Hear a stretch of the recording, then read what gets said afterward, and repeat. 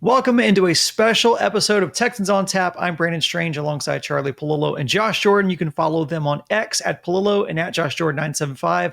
And in between our episodes here, you can read their blogs covering the Texans, Astros, and Rockets over on sportsmap.com. On today's episode, trades and cuts have been made. The Texans 53 initial man roster is set. We're going to react to all of that right now. Charlie and Josh, welcome in. Tuesday's rosters moves are in the books. Injury situations are more defined. Legal situations, not so much. There's a lot to get to.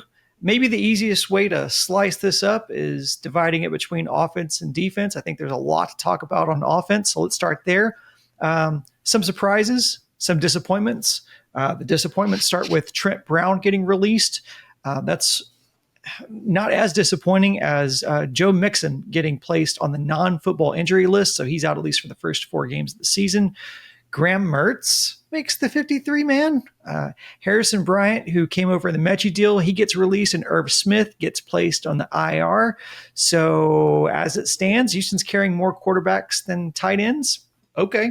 Charlie, we start with you. What were your reactions to some of the moves and surprises on the offensive side of the ball? You used a keyword, Brandon, initial. There'll be finessing and tweaking of rosters in the days ahead as teams scour all the cuts, and the 54th best player on a good team's roster might be the 42nd best player on a crummy team's roster, or position specific, where you think you can upgrade a little bit at one position. So the 53 the Texans got down to Tuesday almost certainly will not be the 53 they take the field with in Los Angeles a week from Sunday. Offensive side, I don't think there was anything that jumped out as whoa or particularly perplexing. The Mixon news, pretty much expected, I guess, but still a downer. I hadn't ruled him out answering the bell for opening day because I didn't care that he didn't play at all in the preseason games. I don't want a veteran running back playing at all in the preseason games. But the non-football injury list, that's somewhat bothersome. And, well, the Texans' depth will be tested through the first month of the season, at least from Nick Chubb on down. I think we got further proof, not that we really needed it, that John Mechie was not going to make this team.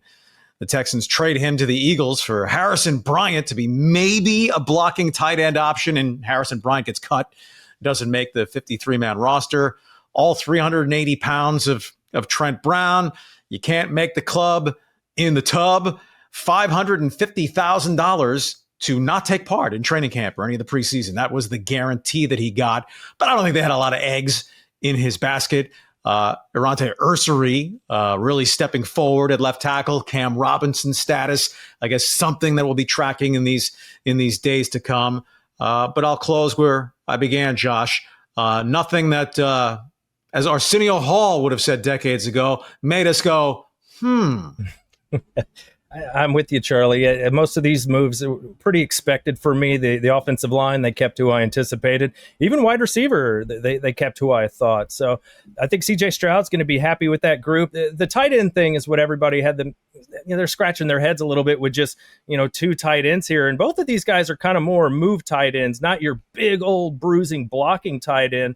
So I thought it was really interesting. I heard John Harris talking on the flagship YouTube channel that it's also a deal where if the Texans need another move tight end, they're going to have the practice squad and the ability to elevate guys should they need to do that. But for, as long as guys are still healthy, they had their 2 main guys in Stover and Dalton Schultz to be their move tight ends. So John Harris thought, maybe instead of getting a big tight end, the Texans are like, why don't we just play our swing tackle as our big tight end? So essentially we're putting 6 offensive linemen on the field. So in this case, Cam Robinson in theory would be your swing tackle if Ursery's going to end up your starter. So I thought that was really interesting from John Harris. That should improve the run game a little bit. And if the guy's basically just going to be blocking anyway, then yeah, you can use an extra lineman for that. I think John said other teams have been doing that. I think the Bills have worked that in a little bit too. So maybe that's some of the thinking. And as you mentioned, Brandon, there's still moves to be made, but maybe that's some of the thinking of what the Texans might try to do. Overriding problem with his offensive line, well, 2 of them.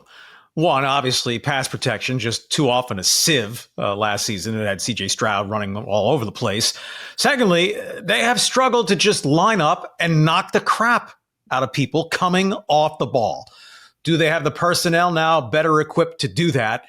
If you're going to go with a jumbo package and an extra offensive lineman, well, do you have 6 offensive linemen, or are you just tipping? We have another big slow guy who's not a threat for play action pass or something like that, as opposed to a Mike Vrabel type back in the day when he would come on as a blocking tight end, who then all he would do is catch touchdown passes. So the offensive line is the overarching concern that is the make or break for this entire football team in terms of their ceiling. If they're to progress above winning a soft division and a home playoff game against a wild card team, and then going on the road and not being in it in the final 5 minutes of the fourth quarter. So with a turnover of personnel, different coaching, coordinator, O-line coach, do they coalesce into, I'm not saying an elite offensive line, but at least average to slightly above average? And I just think that's going to tell a lot of the tale for the 2025 Houston Texans. Probably also of note here, Austin Deculus getting traded to the Chargers. There was apparently some interest, speaking of trades, by other teams in Cam Robinson. He stays put for now. But as we've discussed here, I mean, obviously, Ariante Ursary has leapfrogged him in the depth chart at left tackle. They brought Robinson in to play left tackle, but Ursary ascending very early on in his career. It looks like he'll take that spot. And I know depth on the O-line is vitally important at this juncture, especially as we have yet to see how this group gels in the regular season together. So I just wonder, as a thought exercise, what would be the minimum return for Robinson that would get you interested in depleting that depth? Here's the issue for me. I'm kind of worried about depleting the depth because you still have Blake Fisher, so you have another tackle, but they weren't super excited about Blake Fisher. He didn't have a very good camp. He had an ankle injury he's been working through. So it worries me a little bit with him being there. But here's the other thing, Brandon. Usually when you get good compensation for a player, it's because they didn't have to pay a lot for him, right? So if you're going to ask somebody to take on $12 million of his salary, I mean, for Cam Robinson, or, if you're another GM, are you going to send over a 3rd or 4th round pick or something that you actually want if you're going to have to eat $12 million, which also means maybe the Texans have to kick in a little money if they want a better draft pick. I just don't know if that's something. Obviously, they were listening. Adam Schefter tweeted about it, and there are teams. The Falcons, they had their right tackle go down. We know about the Chargers. That's why they made that move. Falcons did make another small move, so I think they kind of addressed that with a borderline roster guy. But yeah, Brandon, with how much you're having to pay him, I don't know if you'd get a draft pick that you would be like, it's worth that risk of not having him on the roster. I mean, you've been a Texans fan. These guys get dinged up all the time. Like, not having another tackle would really concern me because this feels like the year. And you got rid of Tunsil. If you come back and you can't protect CJ again after you trade away Tunsil, and the whole NFL, all the talking heads, they point at you and say, I don't know what you're doing. Not a good look. They don't want to do that. Look, Cam Robinson's trade value is essentially nothing. In season last year, the Vikings gave up a 5 that could have become a 4 and did not. And they also got a 7, I think, from the Jaguars in that trade. You throw in the fact that Cam Robinson did not play particularly well with the Vikings. Josh hit it. He's a bigger ticket player. I was rather surprised when the Texans gave him, $14.5 million that can top out for this season. Yep. So I understand on the one hand, you're going to pay that for a backup? Well, if you have a cheap rookie contract starting left tackle, it all balances out, right? The NFL team cap is up to almost $273 million. So it's not cap hamstringing for the Texans if they carry Cam Robinson. And I will throw in with Josh, you don't want to risk getting caught short, right? They're asking a rookie left tackle, and Ursary's shown well, but not against real NFL defenses doing stunts and tricks and having the A-team get after you for 4 quarters. Laken Tomlinson, kind of a journeyman at one guard. Ed Ingram, not even really a journeyman, pushing for time at another guard spot. There are a lot of questions there. I wouldn't just be casting off reasonably healthy offensive linemen, comparing Robinson at least to Trent Brown in that respect. Yeah, and I know I made a comment on the last episode regarding how much they're paying Robinson if he's not going to start. But Charlie, I'm with you on this. If Ursary plays well, then you just pretend that that's where the compensation is going. I mean, that's essentially you're getting a very cheap left tackle if he is what he looks like in the preseason. Before we get up to defense, one move that caught my eye was fullback Jakob Johnson getting released while British Brooks does find a spot. And I'm not saying that's an either or situation, but I did find it interesting that Houston's carrying 5 backs. Look, and I know Dario Ngubawale is a special teams guy. He's can kind of play him in all sorts of positions, including kicker, backup kicker in a pinch. But do you think carrying Brooks is like an insurance policy in the event that like Chubb and or Pierce can't stay healthy, and Houston needs that depth? Well, I think that he showed in limited run, but some blocking chops. And then again, you hit the other variable there, Brandon, the special teams factor. I mean, it's a glut. You're not going to have use for 5 running backs. And frankly, you can pick up a depth running back at any time. I mean, if they wanted another spin of the Cam Akers wheel, right, the Saints released him. You can always come up with a back to plug and play for a few carries. It's, do you have a top end starter or do you have a guy? And then beyond that, do you have a niche running back, right? Can Woody Marks be a pass catching specialist, third down type back for them? And then there's the special teams component. So I don't think much of the Texans' offensive success is going to be riding on the third, fourth, and fifth running backs, whoever they may be. Yeah, Charlie hit it right there. British Brooks has been a standout on special teams for these guys. He's a guy that D'Amico, that they all point to. He's really good on special teams. So, and think about it, they've lost some guys that have been regular contributors on special teams, and some of these cuts we've seen that came down. So they wanted to at least they've been a very good special teams group. They wanted to keep some of that cohesion, and British Brooks is one of those guys. You're also only keeping 2 tight ends, so it's nice to have an extra bigger guy that can block a little bit, that can also move. I think that's a benefit. But I think at the end of the day, it is mostly special teams, and he has shown a little bit as a running back, punched that 1 touchdown in there. So they need a lot of depth here, because I really wonder with Nick Chubb, do they really trust him to, give him a decent sized workload, especially early on, or do they want to, mix up those touches? Where, point being, are they going to give Chubb 24 carries on the first game of the year against the Rams? I don't think so. I think they're going to distribute some of these touches to Pierce and Woody Marks and maybe even a Wale. Well, we did get to see Pierce in action in Saturday's game.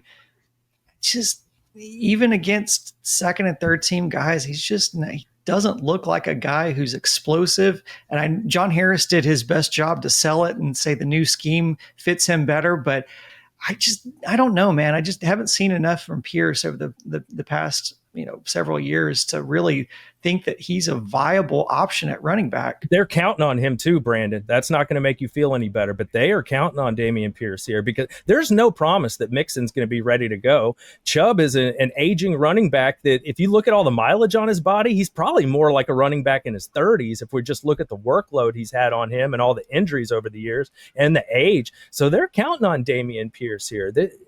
There's no way around it, because with Mixon, that first game back, even if he's ready, is week 5 against the Ravens. You can't feel too excited about that. Then week 6 is your bye week. So I wouldn't be surprised. There's a chance you don't see Joe. Obviously, there's a chance you don't see him all year. Adam Schefter has been kind of talking about that now. But there's a legit chance that week 7 is when we see him back. And if that's the case, man, Dameon Pierce is likely going to have to come through for you. Fringe guy, throw in kickoff return element, part of what keeps him on the roster, I think. Yeah, you just don't have a lot else. That's the problem. Yeah. Quick message to show your support for the show. Hit like on the video, subscribe to the channel, click the bell for notifications. We also are on all of your favorite podcast apps, so just search for us, Texans on Tap. Defensive side of things, obviously a lot less questions on that side of the ball. We feel a lot better about the composition of the defensive side of things. Danico Autry goes on the PUP list, unfortunately. But a lot of stuff happening in the secondary. Tremont Smith makes the team. Safety Jalen Reed goes to the IR, designated for return list. Jalen Mills, Arthur Mallett, D'Angelo Ross all cut. And the notable headline, Jimmy Ward gets placed on the commissioner exempt list pending his current legal situation. The good news is CJ Gardner-Johnson makes the 53-man, which to me seems to indicate that they really do expect him back sooner than later, especially with the other moves being made here. Am I being overly optimistic in that? Well, they're undefeated. Now's the time to be overly optimistic from a fan perspective. No, but I think it's the reasonable view on it. Maybe it means he's not back until week 2, week 3, but not so long that you want to force him to miss 4 games by going on the PUP into the regular season. But that he's on the field against the Rams, it's certainly in play. He's absolutely one of, dare we call them, the Fab Five that should comprise the mainstays in the Texans secondary. But he's not utterly indispensable either with what they have coming back. I want to add on Jimmy Ward, of course, innocent until proven guilty, but he's not a good enough player. He hasn't stayed healthy enough. And if you want to throw in optics, I don't see why the Texans haven't chosen just to move on from him. It's a fair point. And you bring up safety, Charlie. That's where it does get pretty thin right here. I'm with you, Brandon. But CJ Gardner-Johnson, he may not be back week 1. So let's keep in mind, MJ Stewart, he's been on this team for, I think, since Bill O'Brien was the coach. Like, he's been here for a while. So if you have to play with MJ Stewart at safety for a game or two, I don't think that kills you. You still also have the option where, you can move Petrie there, and then you could have Jalen Smith play your slot corner. So they have options here if Gardner-Johnson isn't ready to go week 1. I mean, on the defensive back side of things, I mean, you've got Bullock, Lassiter, Petrie, hopefully Gardner-Johnson somewhere in the first few games. Obviously, Derek Stingley. Is this a rich person's problem here, worrying about the depth at safety, or do they have some genuine concerns there? I want to go more rich person's problem, but a lot of rich people go broke. Positions of great strength and depth. Whoa, where did it go? But I think it starts at the top end. Stingley's first couple seasons were injury altered. Season 3, knock on wood, healthy, first team all-pro superstar level guy. If the Texans have that Derek Stingley, I'm not going to say he totally shuts off half the field, but he's about as good as it gets in that respect. And then you just hope for solid progress from Kamari Lassiter on the other side. Bullock, Petrie, and then a fifth guy. Obviously, you want it to be Gardner-Johnson, but if you have to dip down a little bit lower, and Josh mentioned Stewart, I don't think it's calamitous in the short term. And really, how many teams that you go in 6, 7, 8 DBs that you're saying, wow, they're all fantastic? Great point. I think it is. I think we have to relax a little on this, Brandon, is my answer, because maybe you could argue the Broncos, but Broncos, Texans, best secondaries in the NFL, I could make the case. So the Texans are that good. If you don't have one of your starters for a game or two, I think it's football. That stuff's going to happen. You just have to make the best out of it. All right, clock's running out. Final thoughts before we're out the door. Hey, the next time I take the field, it's for a real game. And obviously we'll dig deep in our preview of Texans-Rams. But one of the areas that the Rams will be digging deep on is exploiting a rookie left tackle, presuming Ursary is the guy. Let's mention that the Rams had the NFL Defensive Rookie of the Year in Jared Verse, outside linebacker, D-end hybrid. Only had 4.5 sacks, but he was top 5 in the NFL in quarterback pressures, and the Rams had 2 other guys with 8+ sacks because, well, Verse was creating a lot of heat. That's going to be probably the biggest subplot going into the Texans-Rams matchup. How does the Texans' offensive line hold up on the road? And if C.J. Stroud is doing more at the line of scrimmage, at least a relaxed L.A. crowd shouldn't be too difficult, and it'll probably be reasonably well populated by Texans fans at SoFi Stadium. Yeah, for me, I echo what Charlie said. The offensive line is going to be a big part of it. And the run game, how are they going to distribute it? Can Nick Chubb look like Joe Mixon last year? And then on defense, Christian Harris, he pretty much missed the whole season last year. Explosive, super talented guy. Missed a lot of camp this year. I'm excited to see if he can put it together and stay healthy, what he's capable of in D'Amico's defense. Well, that's going to be it for this episode of Texans on Tap. We'll be back Thursday to give our season predictions and preview Texans Rams. If you haven't already, hit like on the video, subscribe to the channel. If you're interested in advertising your service or product on this show, you can contact our friends on the sales team at houston.sportsmap.com/advertise. The link is also in our description. We will see you next week. For Charlie and Josh, I'm Brandon saying so long. Go Texans.